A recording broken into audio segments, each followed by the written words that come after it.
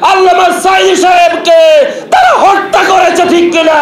তারা আর যাই কিছু হোক না কেন তারা মুসলমান হতে পারে না। টিকে না থাকতে পারলে সেটি আমাদের পক্ষে করা সম্ভব হবে না। তার চেয়ে বড় নিয়ামত কি আর কিছু হতে পারে? প্রত্যেকটি গ্রামে গ্রামে পাড়ায় পাড়ায় ইনশাআল্লাহ আমরা কাজ করব, ঠিক কিনা? আমরা যারা দীর্ঘদিন ঢাকা থাকি, যারা 14 গ্রামে নির্যাতিত, নিষ্পেষিত, বঞ্চিত, অবহেলিত, 14 গ্রামের জমিনে যেতে পারছি না, তাদেরকে আজকে যে দিক নির্দেশনা তিনি দিবেন তার আলোকে 14 গ্রামে প্রত্যেকটি গ্রামে গ্রামে পাড়ায় পাড়ায় ইনশাআল্লাহ আমরা কাজ করব, ঠিক কিনা?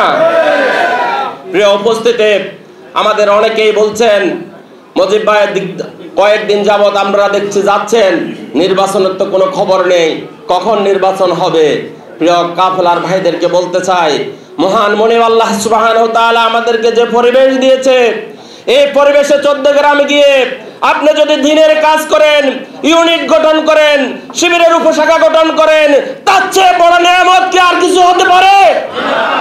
আমরা যদি সাংগঠনিকভাবে সমৃদ্ধ হতে পারি, শক্তিশালী হতে পারি, মজবুতি গঠন করতে পারি, আগামী দিনে নির্বাচন যখনই আসে ডাক্তার সৈয়দ আব্দুল্লাহ মোহাম্মদ তাহের বিপুল ভোটের ব্যবধানে ইনশাআল্লাহ পাস করবে, ঠিক কিনা?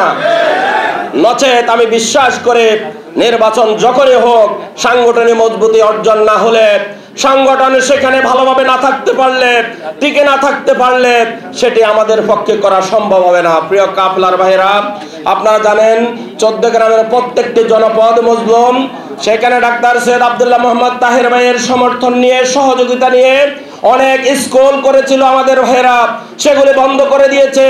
আমরা একটি আলিম মাদ্রাসা করেছিলাম, সেটিও বন্ধ করে দিয়েছে। এই জালেম সরকার আমাদের অনেক আলেমদেরকে কারারুদ্ধ করেছে। বিশ্ববরেণ্য আলেম দ্বীন আল্লামা সাঈদী সাহেবকে তারা হত্যা করেছে, ঠিক কিনা? সুতরাং যারা আলেমদেরকে কারারুদ্ধ করে, যারা আলেমদেরকে রিমান্ডে নেয়, যারা তাফসীর মাহফিল বন্ধ করে, যারা মাদ্রাসা বন্ধ করে, তারা আর যাই কিছু হোক না কেন তারা মুসলমান হতে পারে না। সুতরাং মুসলমানের মুখোশ ধরে এদেশে মানুষের সমর্থন নিয়ে আগামী দিনে আমাদের বিশ্বাস আওয়ামী লীগ বাংলাদেশে আর রাজনীতি করতে পারবে না ইনশাআল্লাহ।